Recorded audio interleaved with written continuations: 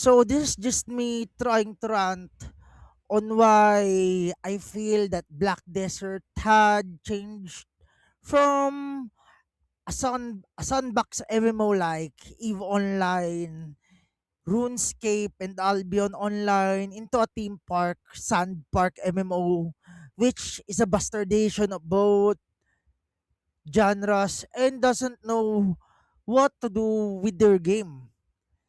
Well, since the last month, I played Black Desert Online again.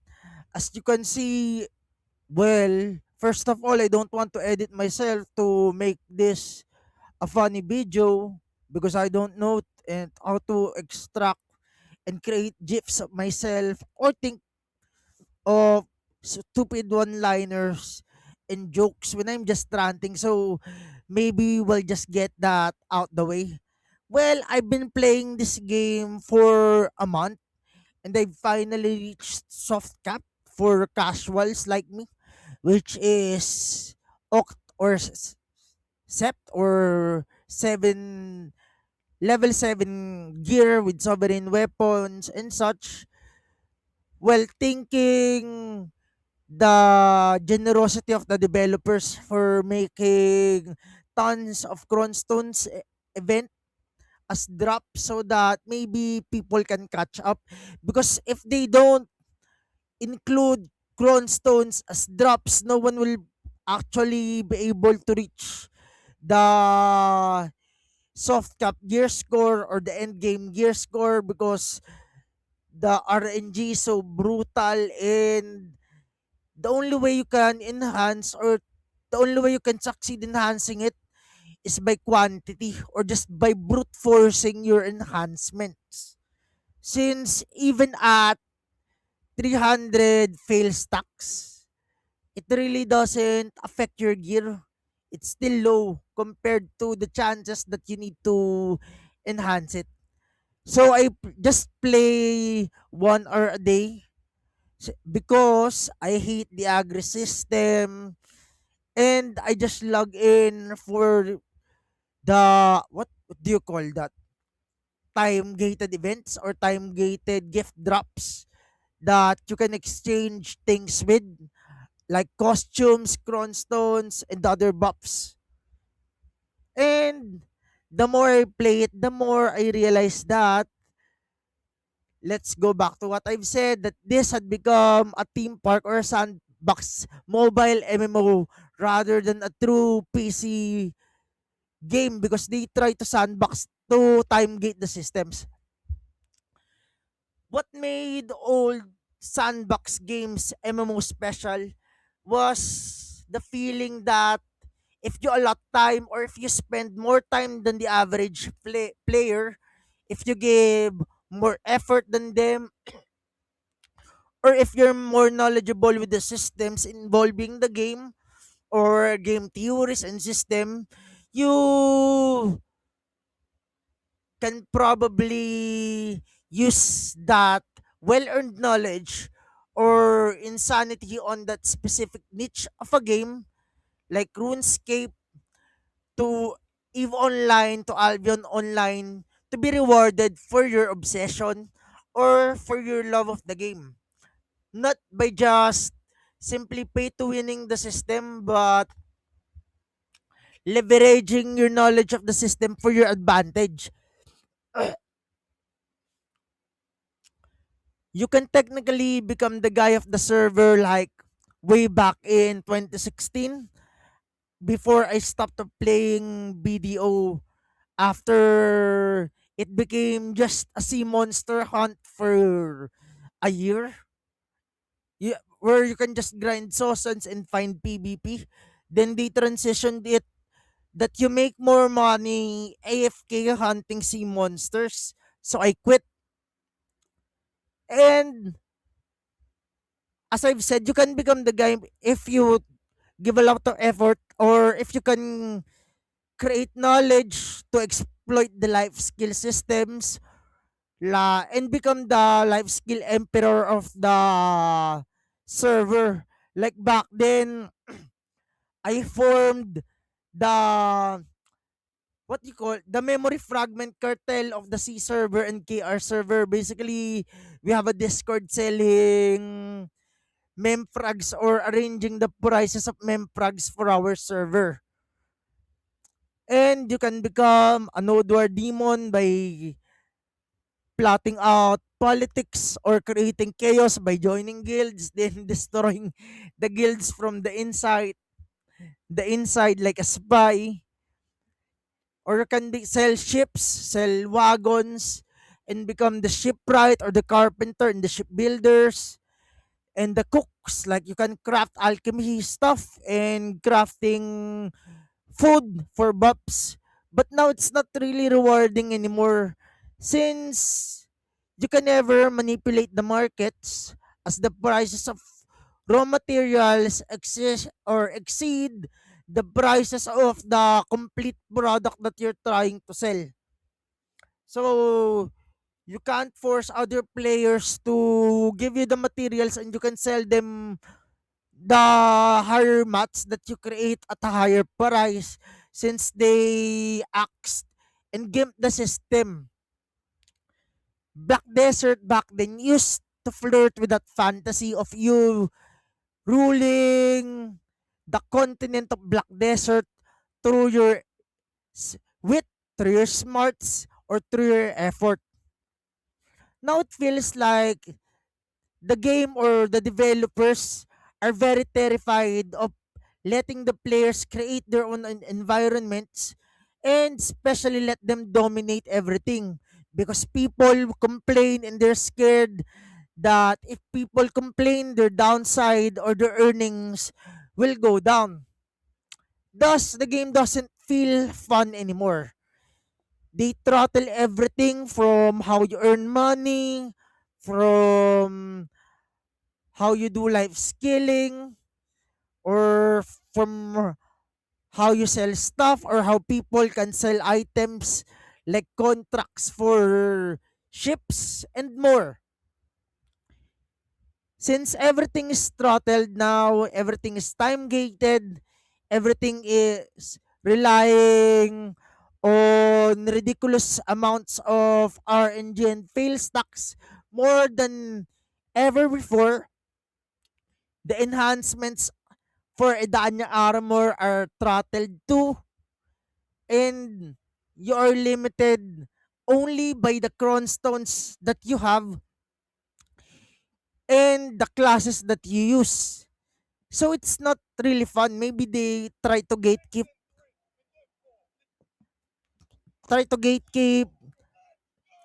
fun anymore that the game feels like work instead of a chore. Well, like many other players have said it, the worst offender for me is that they wanted people who really don't play the game anymore to catch up to people who give more effort or spend more money than them. Well, you really can never remove pay to win systems in games if it's not subscription based because how do they earn their money to keep the servers afloat? Well, Pearl Abyss had also stopped developing new costumes. So the main idea or the main selling point that they try to earn money for their quarterly earnings is by selling RNG boxes because the developers I think have been moved into other game or the other game projects that no one really makes new costumes anymore monthly or quarterly. So they tried to pivot into selling cronstones, which was not their main promise anyways. But I really can't do anything about it. But let's talk about the agri system. Well, this is brain dead and they really took it from any other mobile gacha MMOs. Because imagine that you're grinding a very heavily game that relies on grinding systems or very grind heavy MMO that people enjoy grinding or making progress, then you gimp them by telling them that you play at our pace and not yours. And congrats that your rewards are now nerfed after 30 minutes because we're afraid that if you inject too much silver on the central market, you would ruin it instead of us introducing new items in the central market like new buffs, new systems to play with, new light stone effects and such that people can enhance and improve upon their characters. Since we moved all the developers and the money we earn from BDO to sell it on or to use it for our other projects. Well, that is insane because Crimson Desert and Dokkaebi, their single player games, cannot really earn continuous amount of money to be used on their other projects because the engine that they use in Crimson Desert cannot handle multiplayer capacities like GTA 6. It was supposed to be an MMO, but they canceled it because they made the engine super heavy with the NPCs and systems that they just piled on that it can never be be used in an MMO in today's tech standards for gamers. In older MMOs, the grinders or those that produce crafted items are the legends. In BDO, they removed the way that you can sell the sovereign weapon and the Karasad weapon for other people who don't want to enhance. And the grinders are now treated as wallpapers like the fishermen or the sailors so that they can artificially inflate their daily active users because once the aggres meter run dry, the servers would be unloaded with players who log off since they won't be logging into play or continue playing so other people can use the grind spots and they benefit from it since less server cost and such and less things that would create dramas or reports, especially if PvP happens again and people harass other players, especially gamers in many countries like the West, where they think or they become offended easily if they get killed in an MMO. And now after that your agri system runs out, you just log off because somebody unplugged your dopamine or for IB drip if you have dengue so you can go back and restart another day. And instead of encouraging marathon grinding sessions for streams and rivalries for from players and open world conflict, since it barely happens anymore. Like they have a specific server for it, but in that server called Arsha, you can hide by using the Marni realm. Or no one ever uses it because they get spawn camped by the veterans. Where PvP doesn't really happen that much there anymore because their systems are punitive and oppressive. And then they slowly push you toward very hyper optimized short burst of grind for an hour before you get punished for existing too long on their servers. Well, technically that's not sandbox design. This is just an artificial way of retention metric designs in factory systems. They will be chasing the daily active users that they can flaunt on their investors and potential clients and sponsors that will support their game. And since people can't really grind anymore that much, they'll have to use the Pearl Shop, and it will boost Pearl Abyss, Pearl Shop's monthly income. Since people will try to buy other items to get more cron stones that you need to use to enhance the gear and catch up if you want to compete in PvP systems. The Well, they've designed it like a modern game where they spike your dopamine, serotonin, and anxiety levels. So the people will lose patience and swipe their cards to enhance. This game basically no longer feels designed for creating a living sandbox world where you can life skill and earn money, where you can grind and earn money, because everything is optimized so you can make more silver to enhance your gear for whatever reason that you need.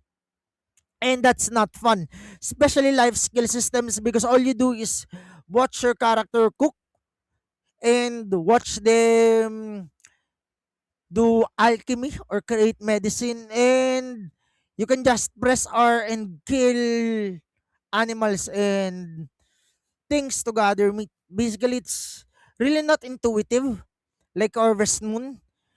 And every inconvenience and every weekly gate and every field enhancement, every drained agris bars will slowly nudge players to use their cards to swipe and enhance, because it will lead to monetization pressure that streamers that they need to get better gear so people can keep tuning in, and the regulars needing to keep to get better gear so that they can unlock the story.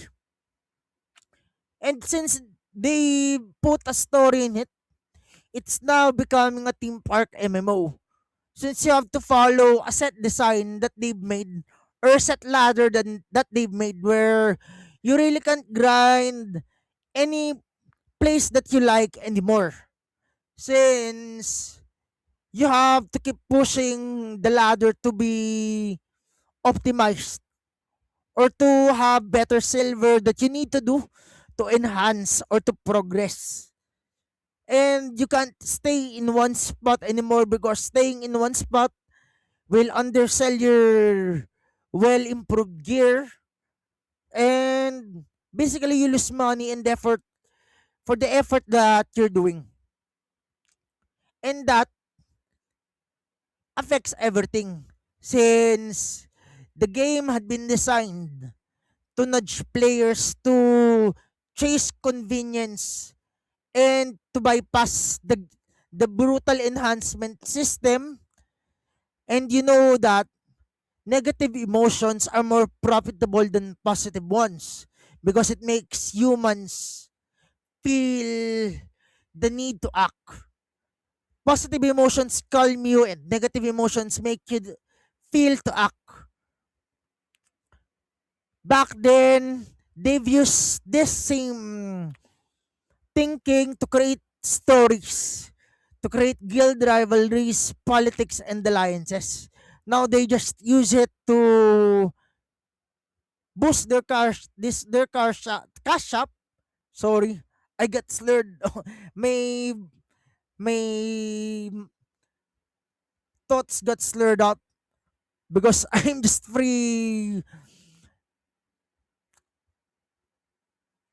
pipa paraphrasing the shit, or speaking using my mind, and I'm trying to think of what to say next, and I've got too advanced with the way that I'm thinking. So because of that they've added money systems and other ways so that you can see people, the game or the grind zones feel spiritually dead more than anything, since Nobody will contest you anymore because everyone in the server had their own instance dungeons that they can do, thus discouraging scarcity competition that creates meaningful stories. They also changed everything from how karma works, how the changes and captors, and many guild restrictions when it comes to fighting, and thus transformed the chaotic world of Black Desert or the continent into a giant single player ARPG like Diablo with better action mechanics where players just face patch each other, or they don't really interact that much. They just play past each other like ghost, farming and killing mobs in silence because they want to optimize their earnings and to maximize their gear score or their artificial gear score, since Pearl Abyss gimps this anyways with limiters or stat blockers that you can only grind, or your gear only affects this much in this grind spot. Sometimes grinding in this modern BDO feels like living in a or living not less in a fantasy world, but you're trapped doing a Korean 3D Diablo clone where everyone just rotates clockwise or counterclockwise, face a random monster midway while watching YouTube's Asmongold or Hassan Abi on a second monitor. There's no rivalries anymore and no chaos that MMOs need to make the world feel alive. And making that really cheapens the game that they've created, because they've created this with the concept of people fighting in the desert. But now no one goes to the desert anymore, since they added stories that instead of people uncovering secrets of the Valencian desert, there's another demon realm elsewhere that they need to fight in. So the guilds really don't really do much. They don't fight for territory anymore like sandbox MMOs used to thrive on. Even the territory wars or the node wars, one of the coolest concepts in the game, feel increasingly sterilized compared to the older eras. They also killed it by making it a king of the hill competition. Then they murked that up eh, and changed it back when people complained, since it sucks. And their obsession with what I've said earlier, the artificial blockage of your gear in certain grind spots, the gear caps, and the flattening progression. Like you need to advance in a standardized manner. Killed the game progression for most people that chased fantasy in the first place, or power fantasy. Oh well, it is what it is. You really can't focus on chasing strength when they gimp you halfway, like this is what you're allowed to do, or this is the cap that you're allowed to do, and that you need to move on to other spots. Also, because they made that stupid decision, no one grinds the lower level spots where you need certain items to progress, thus killing the central market.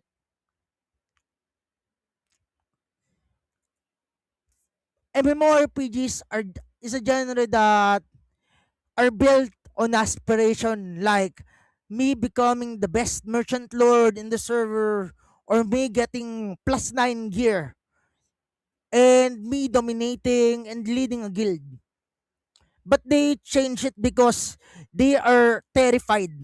This is the thought that I want to press into your mind, that the game developers are terrified of allowing player agency, because people complain, and when people complain that they're being left behind, they're afraid that they will lose profit margins for a vocal minority of people. And then, as I've told you before, they've killed life skilling. Well, they had the best life skilling in any modern game systems. You could generally specialize on what you need to do or what characters you need to do, but they standardized it too.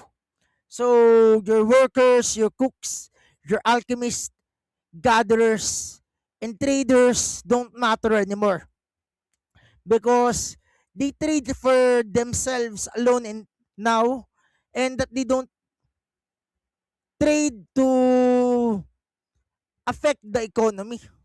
Like the horse merchants doesn't sell high tier horses, they just sell it via imperial delivery. And now that killed off the market. The raw materials are being sold at an astronomically high prices and being more expensive, while the finished products are now extremely low since everyone is undercutting each other to get back the effort that they wasted buying the materials in the market. The entire professions that you do is just a waste of time instead of fishing and buying a pay to win fishing rod, unless you have people or a PC bank where you can leave your account 24/7. Also, as I've said earlier, the combined buff system was another giant nail in the coffin since they merged every buff into one consolidated better buff like the elixirs and the food. No one will buy the smaller ones. And the people selling the smaller ones will undercut the market. So that destroyed massive chunks of the market diversity and player specialization overnight. Instead of sustaining the interconnected professions of a symbiotic relationship and trade ecosystems, like why do you need the value pack for if you earn more grinding than selling this? The game got killed. And the funniest part of this, some of these products, like the cron mills, take 6 hours just to produce 6,000 pieces depending on the setup or your cook, your mastery, and other gathering pipelines. And only the selling price to feel like you are a minimum wage worker since everyone sells one. And if you look at the profit to effort ratio that you're spending and getting carpal tunnel syndrome doing the task or playing the game, you think that even if I enhance or even if I get the money to enhance my gear, it won't really succeed because of the astronomically low end game enhancement chances, and you'll just think, why are you even doing this in the first place? That is the question that kills sandbox MMOs, because sandbox MMOs survive on fantasy and fulfillment. If you cannot be fulfilled grinding for 5,000 hours because the PT rate is that you need to fail 500 times or 100 or 75 times rather to get your gear, that's months of grinding, then you won't play the game. MMOs make you want to feel that the fantasy of that your effort matters in this game and that your specialization affects the game's economy, and that the fantasy of that your reputation of being the best matters. But modern Black Desert will keep streamlining and flattening and automating itself into this weird pseudo theme park ARPG where systems exist more to maintain login margins than to create emergent gameplay, because that's how they earn money. I'm not really mad at it. It is what it is. You really can't change this because The men in the huts and the developers came from mobile systems or from mobile game development. Then they also changed how you get the enhancement materials for the Idanya weapons. The Idanya weapons are very exhausting since you only get them by fighting the boss that they want you to fight weekly. And this weekly gated progression combined with a very small and microscopic enhancement odds will create the bizarre situation that you have enough money but you don't have the materials to use it too, since you can't really, I think you really can't buy the materials of the market like other stuff, or you can't buy the abyssal gear of the market like Karazad's. And if you've survived that enough statistical torture to get your silent fallen god or slumbering set armors to wailing, then that's on you. Good luck. You can spend weeks playing the game without progressing, while another player just succeeds on one tap because he's lucky. And this environment will not stop RMT though they disabled trading systems, because piloting culture still exists in this game. Why? Because especially when progression systems became excessively tormenting, punitive, and time gated, players will seek shortcuts or use other people to have or to play that or to do that task for them, so they don't spend the time of the day stressing over it. That always happens in MMORPG history. For people will always seek the shortcuts, and when they're having the sunk cost fallacy of grinding for hours and minimal results, they'll look into piloting systems which will open another kind of firms like credit card hacking, being scammed, email transference, and such, killing the trust on Pearl Abyss as a whole. Meanwhile, the legitimate players, or the ones like me who buy the value packs, the Kamasel blessings, the books of old moon, and the other costumes, lose in the long run if the servers close. Or if the servers close, because we look like medieval peasants not trying to act on it, since the king allows the thieves to play or to exist in the kingdom. The tragedy is that the combat itself is the best in every MMO genre that I've played. Like DCO, it trumps DCO's combat by a mile. Black Desert, for now, will still have the best action combat in this genre, since it plays like Tekken and it looks cool. And landing combos will still be satisfying, though it depends on your bandwidth. But the system that they've implemented will determine if it's going to be profitable in the long run or its longevity. I think this game can last more than 10 years more because there's nothing else like it in the market, though the systems do sucks. Every mechanic feels like engineered to control pacing and allowing organic dominance. That's why people like me sound very bitter about it. We don't hate Black Desert because we've never loved it. In fact, we hate it because we've loved it so much that it changed.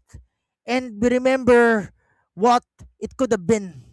It could have been the best modern sandbox MMORPG with meaningful politics, the dangerous open PvP in the desert, the lore, that though people skip on is one of the best written lores or stories in the MMO genre. The specs or your specialization in economic systems, uncapped progression fantasy, the merchant empires, the cartels and the guild dominance and the trade wars, the blue battlefield and the naval supremacy when back then you can kill people doing crafting monopolies like trading carts, and social ecosystems that actually mattered. Even though you use a third party system for it like Discord and the Lunar Halo Inn. Now instead, the game increasingly resembles a highly polished treadmill that your guinea pig runs on. And trust me, you don't want to be a guinea pig where you will run in counterclockwise circles under carefully monitored dopamine distribution schedules. Since when the agri system runs out, why play the game? Just play an hour, consume all your rewards, or just wait for it to tick. Drain the agris, do your weeklies with Liana, top that enhancement after the GBR, fail, repeat next week. And that is not a living sandbox world where people want to play. It's basically just your weekly casino or blackjack and hookers disguised as an MMORPG.